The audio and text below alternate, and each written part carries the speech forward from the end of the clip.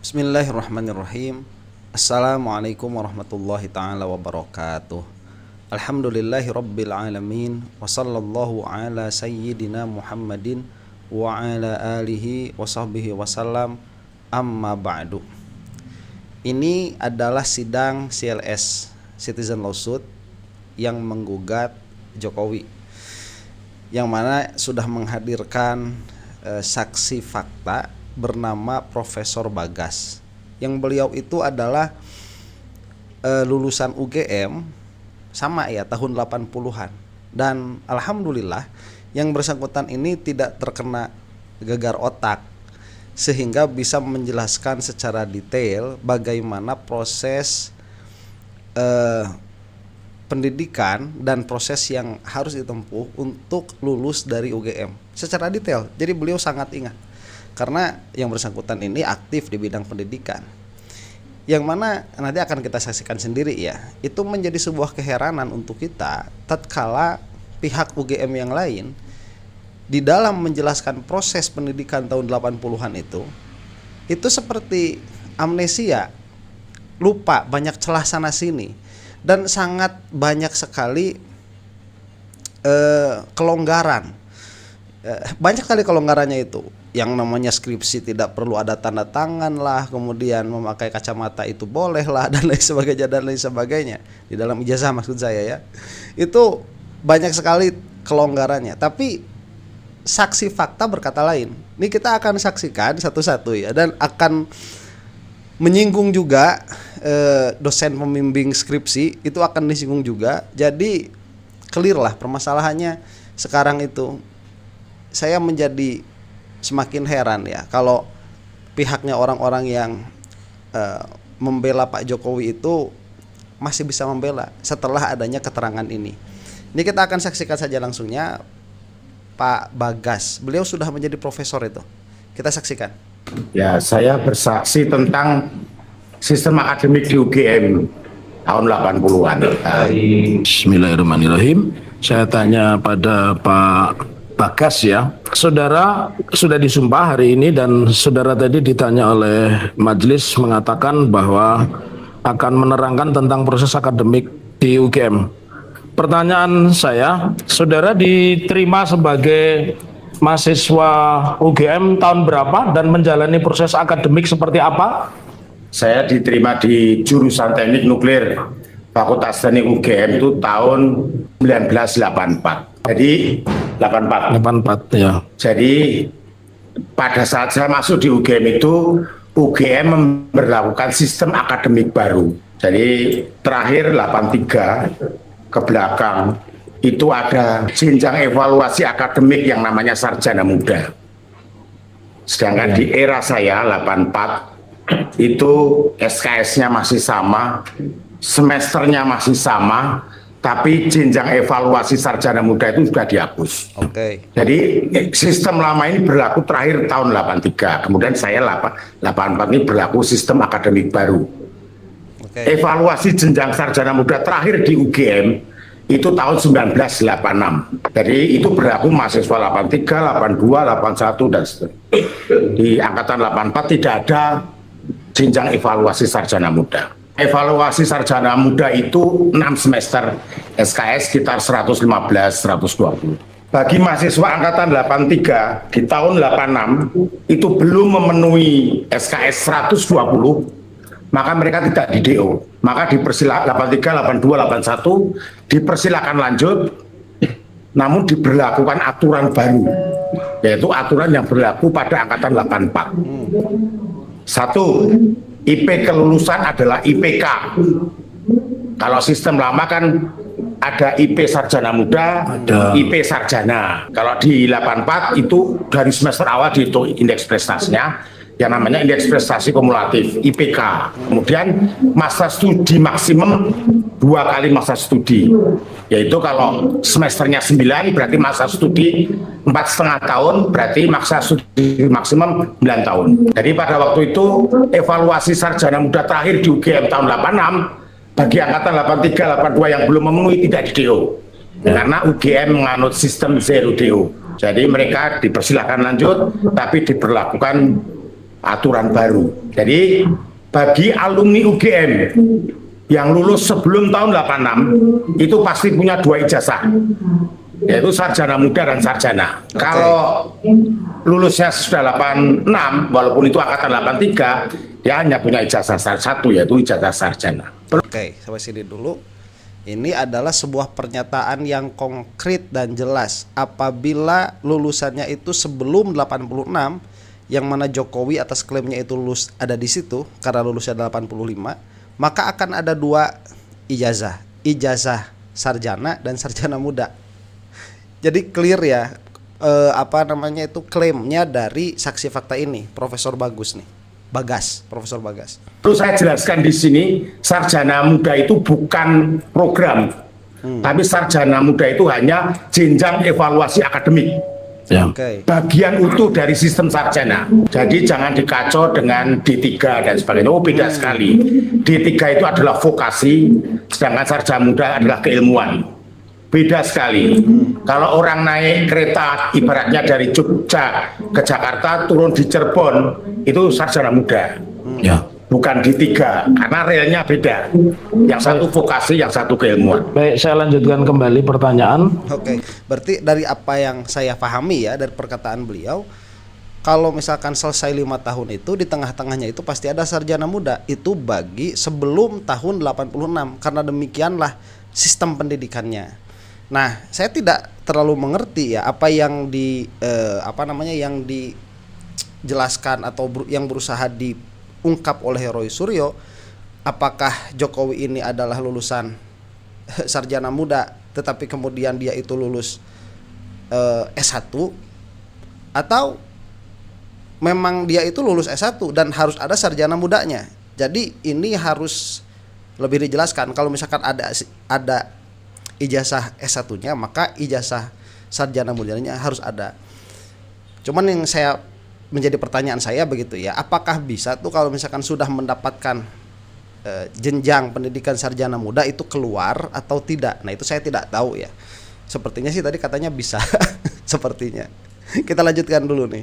Apakah saudara pada saat kuliah itu juga mengisi kartu rencana studi, juga mengikuti KKN, menulis skripsi dan sebagainya? Oh iya, jadi setiap semester ngisi KRS, Ya. berapa beban studi berapa kuliah yang mau diambil di semester depan, dan Ya. di situ harus ada tanda tangan dosen pembimbing akademik. Ya. Nama dosen pembimbing akademik itu ada di KRS, jadi itu di situ. Kemudian KKN itu ada di semester 9. KKN skripsi itu dikumpulkan di semester 9. Pada waktu mau daftar KKN, dulu UGM, LP Lembaga Penelitian dan LPM Lembaga Pengabdian Masyarakat masih terpisah. Sekarang jadikan satu. Dulu kalau daftar KKN di LPM, Lembaga Pengabdian Masyarakat. Itu membawa fotokopi KRS. Ya. Yang di situ SKS KKN tercantum. KKN daftar, kemudian setelah didaftar berapa hari kemudian keluar penempatan, dapat desa mana. Kalau kasusnya saya di desa Sidomulyo, Kecamatan Petanaan, Kabupaten Kebumen, Jawa Tengah. Saya berangkat KKN awal September, selesai KKN awal November 1988. Ya. Oke, saya lanjutkan kembali. Tuh, ingatannya kan masih tajam betul ya. Beliau itu, kalau saya sudah lupa memang. Sekali saya sudah lupa ya, itu KKN itu di Bojonegoro. Cuma nama desanya itu apa lupa. Tapi beliau ini masih ingat tajam betul karena memang ada di dunia pendidikan gitu. Jadi kalau misalkan Jokowi itu lupa KKN-nya di mana, memang wajar saya rasa begitu ya. Teman-teman KKN-nya lupa juga ya wajar. Tetapi kalau misalkan sampai tidak ada catatan hilang semua begitu ya. Jadi hilang itu administrasinya plus ingatan-ingatannya. Itu kan itu sangat tidak wajar, sangat aneh. Saudara kuliah dari tahun berapa sampai tahun berapa? Saya masuk 84, saya lulus atau wisuda 19 November 1988. Jadi saya lebih cepat dari semester yang ada ya, 9 semester. Baik, kemudian pertanyaan saya selanjutnya. Apakah setiap skripsi harus ada dosen pembimbing? Oh, itu harus. Jadi di sini ya. kayak KKN tadi, ketika mau minta surat penunjukan pembimbing dan jurusan, itu membawa fotokopi. Kalau jurusan nggak punya arsipnya ya, jurusan tahu bahwa skripsi sudah didaftarkan di TRS. Ya. Kemudian mahasiswa itu mengatakan, Bu, Mbak, pembimbing saya A dan B. Nah, itu nanti jurusan membuatkan surat penunjukan skripsi. Pembimbing 1 ini, pembimbing 2 ini, tema sementara ini, itu ada di surat penunjukan skripsi. Kemudian mahasiswa menerima 2 atau 3 tergantung jumlah pembimbingnya. Tidak pernah ada pembimbing cuma 1, tidak ada. Ya. Selalu ada pembimbing 1, 2 atau bahkan sampai 3. Itu pernah ada. Oke, sebentar. Nah, dalam kasusnya Jokowi ya, yang bersangkutan ini kan pernah bercerita yang seolah-olah Pak Kasmujo itu adalah pembimbing skripsinya. Tapi yang bersangkutan itu Pak Kasmujo ternyata tidak mengakui ya. Ini kayaknya murid durhaka tuh. Jokowi itu. Kalau memang betul Pak Kasmujo ini adalah dosen pembimbing skripsi sebagaimana diakui oleh Jokowi, tetapi Pak Kasmujo tidak mau mengakui, berarti kan Jokowinya murid durhaka. Tapi kalau kita tidak mau melihat Jokowi ini murid durhaka, berarti ya Pak Kasmujonya memang bukan pembimbing skripsi. Kemudian karena Pak Kasmujo ini pada akhirnya dikatakan sebagai dosen pembimbing akademik, yang mana itu pun masih dibantah juga oleh Pak Kasmujo, tetapi pihak UGM masih kekeh mengatakan Pak Kasmujo itu sebagai dosen pembimbing akademik, kemudian mengeluarkan satu nama, dosen pembimbing skripsi. Nah, masalahnya Pak Bagas ini, Profesor Bagas ini mengatakan tidak akan ada satu dosen pembimbing skripsi, itu minimalnya 2, malahan ada yang sampai 3.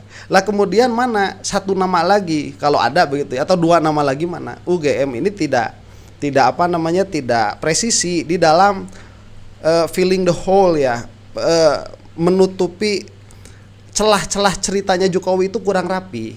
Ya, seharusnya kalau mau saya bilang begitu ya, bisa saja kebohongan itu rapi, bisa, tapi harus dilakukan oleh orang-orang yang jenius.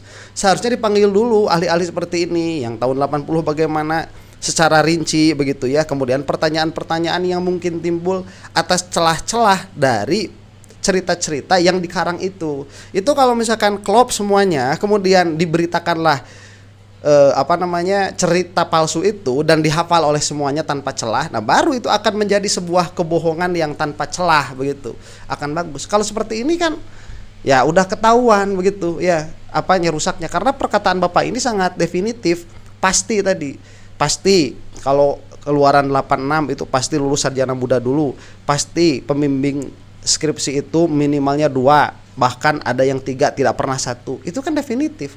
Nah, apakah kita mendapatkan versi cerita sedetail dan setegas itu dari Termul? Tidak ya, tidak mendapatkan. Itu diberikan ke pembimbingnya surat penunjukan tadi. Nah, itu skripsi mulai dihitung di situ. Waktu skripsi. Ya.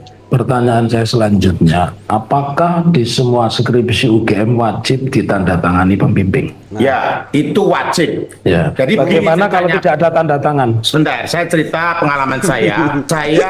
ini sudah terlalu semangat ya. Karena klaim-klaim Jokowi dan klaim-klaim dari UGM itu ternyata dibatahkan semua. Dan beliau pun UGM juga. Cuman kalau yang lain itu kan seperti yang kemarin di sidang KIP itu ya, ahli-ahli hukum dari UGM, mereka itu punya tendensinya itu memenangkan UGM pada sidang KIP. Cuman beliau ini dari UGM juga, tapi tidak punya tendensi. Beliau itu hadir ke persidangan memang untuk menunjukkan fakta sebenarnya dahulu itu sebagaimana yang beliau alami sebagai fakta begitu. Jadi salah satu yang dipertanyakan itu ini skripsi, apakah harus ada tanda tangannya atau tidak? Klaimnya mereka kan biasa, katanya biasa tidak ada tanda tangannya. Ini harus ada. Makanya terlalu semangat nih Pak Bonatua sepertinya ya. Bukan Pak Bonatua ini. Bukan, ini Pak siapa ini? Tolong tuliskan di bawah kolom komentar ya kalau yang tahu. Menyerahkan final draft skripsi itu ketika saya masih di lokasi, sebelum saya berangkat KKN. Agustus itu saya serahkan final draft. Di situ di lembar pengesahan ada tanda tangan pembimbing 1, pembimbing 2. Pembimbing saya adalah Profesor Prayoto, pembimbing 2 saya adalah Dr. Ismuntoyo. Di situ ada tanda tangan. Artinya pembimbing itu sudah mengizinkan draft itu untuk diuji. Kemudian ditumpuk di jurusan 5 eksemplar atau berapa. Terus jurusan nyarikan waktu ujian. Saya tinggal balik KKN. Kemudian sekitar pertengahan Oktober saya diberitahu kalau saya ujian 28 Oktober 19, pas 2 hari sebelum itu saya balik Jogja. Ya. Jadi tanda tangan itu harus. Harus.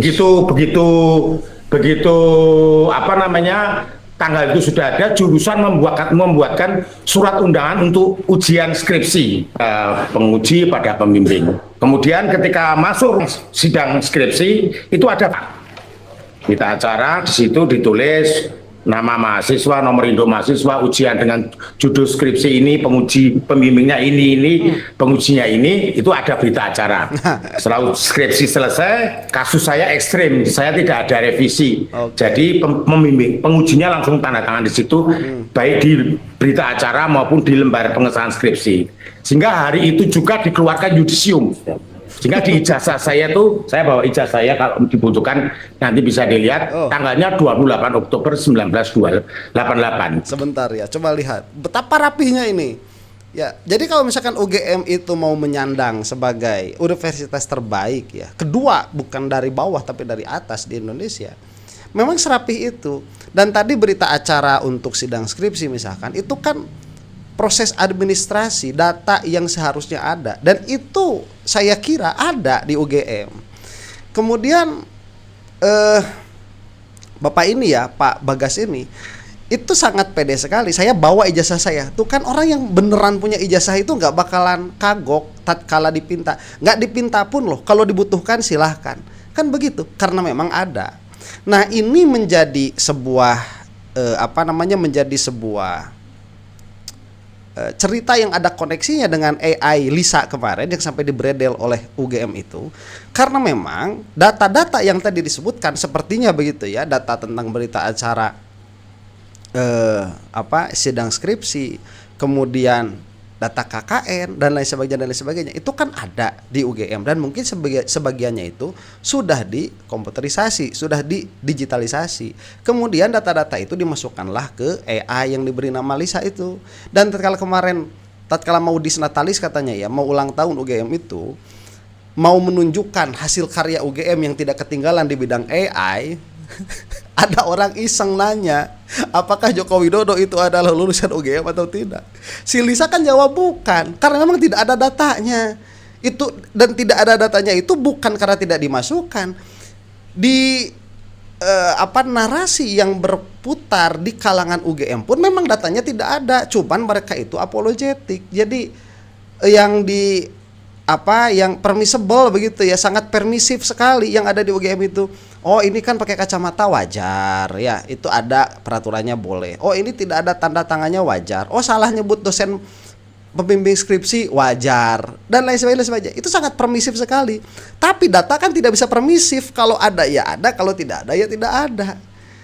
Sehingga sedangkan yang dikatakan oleh Pak Bagasta ini semuanya itu harus ada, rapi, tercatat. Nah ini mudah-mudahan hakim bisa melihat begitu ya, ada atau soalnya kalau kita menuntut termul untuk bisa melihat fakta-fakta seperti ini susah. Mereka itu sudah tertutup oleh cinta terhadap Jokowi. Sampai suatu saat kalau misalkan dia sampai umur mereka dikorbankan sama Jokowi, baru bakal tobat tuh, kayak Islah Bahrawi kemarin begitu ya, saya tobat menjadikan Jokowi sebagai berhala saya. Tuh, Masya Allah. Dan ini gesturnya sangat bagus ya, nyentilnya sama Jokowi itu bagus sekali begitu. Saya bawa ijazah nih, sekiranya diperlukan silahkan dilihat. Kok susah banget ya ijazah? Karena tanggal di ijazah itu adalah tanggal yang yudisium dikeluarkan. Jadi tanpa ada tanda tangan penguji pembimbing tidak akan pernah dikeluarkan yudisium. Pertanyaan selanjutnya, betul bisa ya? tidak skripsi yang tidak ada tanda tangan pembimbing itu seseorang dinyatakan lulus? Tidak bisa. Saya lanjutkan kembali pertanyaan. Kan ada proses revisi di situ ya. Terus gimana ini tiba-tiba bisa masuk? Bisa masuk jadi wisuda itu gimana ceritanya kalau tidak ada tanda tangannya itu? Tapi dari pihak UGM ya, yang resmi UGM, mereka itu permisif sekali. Bisa kok, wajar, itu kan ribuan lupa begitu.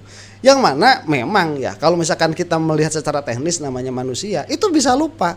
Tetapi sekali lagi saya katakan, rangkaian lupanya Jokowi ini, rangkaian ketidakwajaran ijazah Jokowi itu menjadikan dia mustahil. Kalau satu yang tidak wajar dia mungkin, dua yang tidak wajar itu sudah mulai lah, kok dua tidak wajar, 3, 4, 5, 6 ketidakwajaran itu sudah mustahil kalau dikatakan asli. Ya, sehingga probabilitasnya itu kamu disambar geledek 3 kali berturut-turut itu lebih mungkin daripada probabilitas ijazah Jokowi itu asli.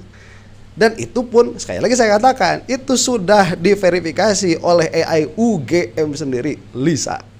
Kita teruskan nih, seru ya kalau kita melihat orang jujur itu, asik karena memang pola pikirnya runut.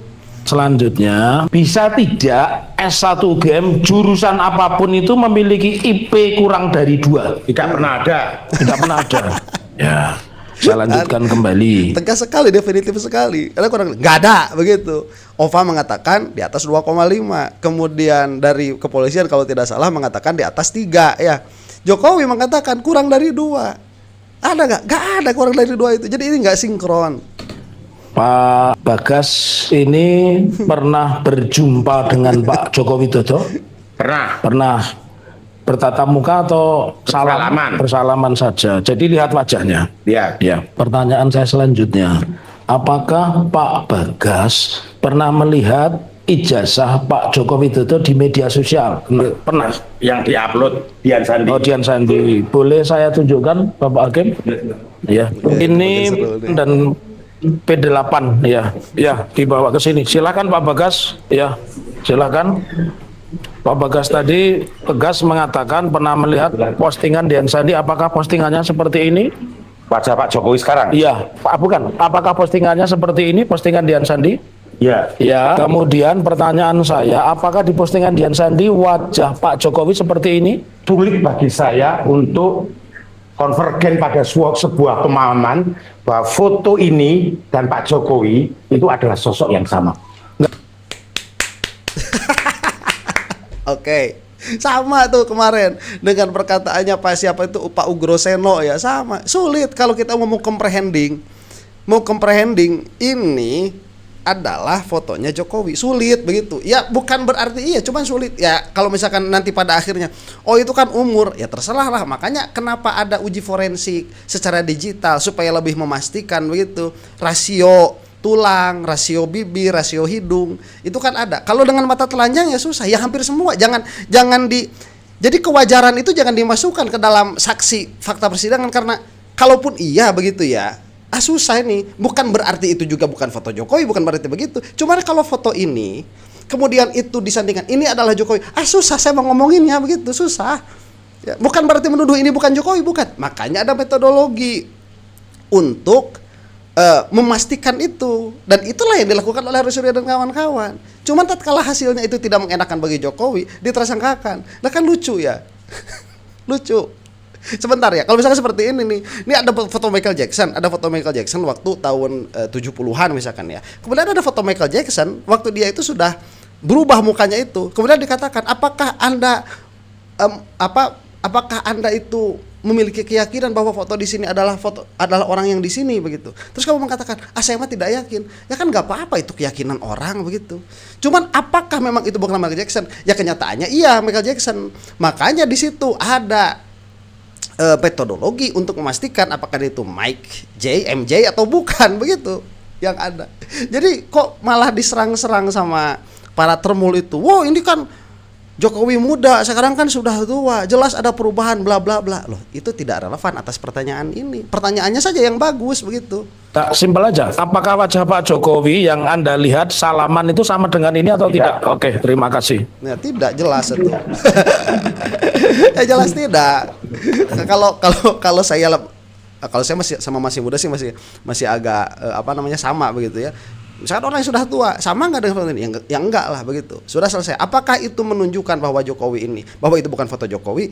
Tidak, karena itu adalah persaksian ahli saksi begitu. Sekali lagi saya katakan, bukan berarti saya itu membela Jokowi, cuman saya ini aneh dengan pola pikirnya para termul yang mengatakan itu kok berbohong. Ini kan sudah tua ya, wajar ada perubahan bla bla bla.